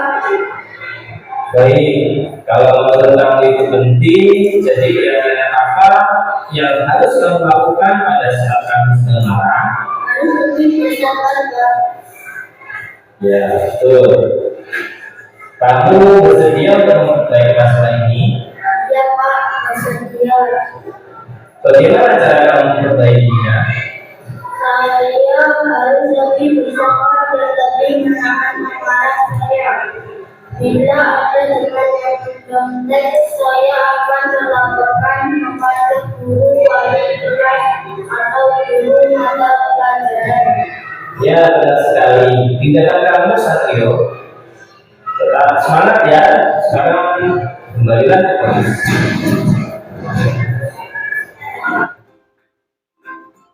Kasus kedua. Bangsa sering datang terlambat di waktu upacara setiap hari Senin, sehingga mengambil barisan khusus murid yang datang terlambat. Untuk menyelesaikan permasalahan tersebut, saya menggunakan langkah-langkah segitiga restitusi. Untuk lebih jelasnya, mari simak video berikut ini. Assalamualaikum Kansa. Kansa, tadi Bapak lihat kamu datang terlambat di waktu acara setiap hari Senin. Iya Pak, Menurut ingatan kamu sudah berapa kali kamu terlambat? 5 kali Pak. Sering terlambat itu termasuk kesalahan kan? Iya Pak. Baik Kansa, berbuat kesalahan itu manusiawi. Setiap orang pasti pernah berbuat kesalahan. Yang terpenting itu tidak bisa belajar dari kesalahan tersebut dan berusaha untuk memperbaikinya. Kansa sudah dari jurusnya bersama ya. Iya Pak. Kansa sering datang terlambat pasti ada alasannya. Kenapa kasih bisa bermanfaat di sini. Saya sering main game beberapa kali yang Kamu tahu dia akan bahas dari kelas mana? tahu Pak. Kalau saya datang lambat, sesuai yang satu. Menurut kamu dia akan kelas apa yang sudah kamu lakukan? Betul. Menurut kamu disiplin itu kan tidak berkah. Jadi Pak, kalau buat saya dalam sekolah waktu dan bisa lebih menghargai waktu. Betul. Menghargai waktu itu penting dan sangat bermanfaat untuk kita saling menghargai orang-orang yang ada di sekitar kita. Pekerjaan yang tidak menumpuk dan kita juga dapat melatih rasa kebahagiaan. Iya Pak, saya menyesal sudah datang terlambat. Saya mohon maaf sudah sering terlambat. Ya, saya sudah menginginkan sudah apa yang kamu lakukan ada tidak dapat sekolah. Saya akan menjadi muslim dan tidak datang terlambat ke sekolah nanti. Baik Kansa, Bapak akan bekerjasama dengan orang tua kamu dan kamu tidak ada. Sekarang kembali ke kelas ya.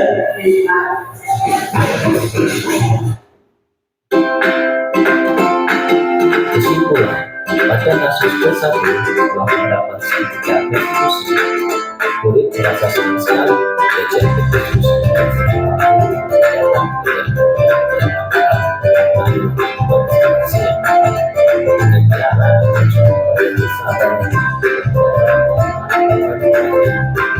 pada kasus kedua telah melakukan sertifikat restitusi. Murid merasa senang sekali jika belajar restitusi itu benar-benar solusi atas kesalahan yang telah dilakukan di sekolah, terutama pada waktu upacara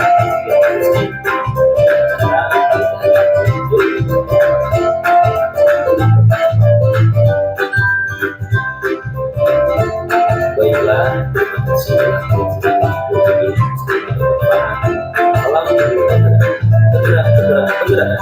Wassalamualaikum warahmatullahi wabarakatuh.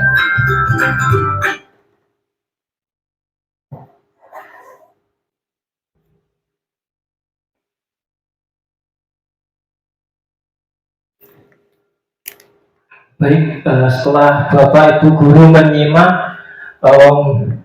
cara saya melakukan atau menyelesaikan permasalahan murid di sekolah dengan cara segitiga restitusi, saya kembalikan ke Bapak Ibu Guru semua bagaimana tanggapannya setelah menyaksikan video tadi. Komentar ataupun saran jika ada, silakan Bapak Ibu sampaikan di forum ini.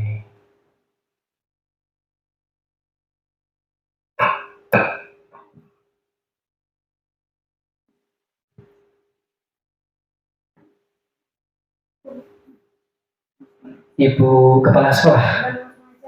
Oh, nggak usah pakai mic. Oke. Menurut pendapat saya, setelah melihat video penerapan segitiga restitusi tadi, mungkin itu bisa dijadikan contoh bagi kita semua dalam menyelesaikan permasalahan kita dengan murid. Jadi nanti kita bisa saling belajar atau berkolaborasi. Pak. Baik. Terima kasih. Terima kasih atas tanggapannya Ibu Kepala Sekolah. Dan saya sependapat dengan beliau, mudah-mudahan segitiga restitusi ini bisa meminimalisir ya Bapak ya, meminimalisir permasalahan yang timbul di sekolah kita, terutama masalah murid di sekolah. Namun bukan berarti segitiga restitusi itu bisa menyelesaikan semua masalah ya. Misalkan kalau barang pecah itu tentunya tidak bisa ya, kemudian siswa berkelahi, kemudian sampai luka lebam, itu segitiga restitusi belum bisa menyelesaikan masalah ini. Itu saja dari paparan video tadi. Terima kasih atas perhatiannya. Dan kita lanjut lagi, masih ada tidak nih? Kita lihat. Oke, ternyata sudah selesai acara kita pada pagi hari ini hingga menjelang sebelum siang hari ini. Apabila saya dalam menyampaikan presentasi diseminasi budaya positif untuk Bapak Ibu guru semua terdapat banyak sekali kekurangan ataupun banyak sekali kelebihan, saya mohon maaf.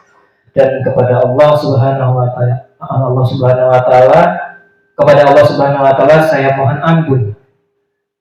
Dan sebelum ditutup pembelajaran ini atau presentasi ini, saya memberikan pesan, yakni adalah mari belajar bersama, berkolaborasi, saling mendukung demi mewujudkan disiplin positif di sekolah kita, sehingga dapat menciptakan karakter profil pelajar Pancasila. Cukup sekian dan terima kasih atas perhatiannya. Usikum binafsi bitaqwallah wallahu muwaffiq ilal aqwamit thoriq. Wassalamualaikum warahmatullahi wabarakatuh.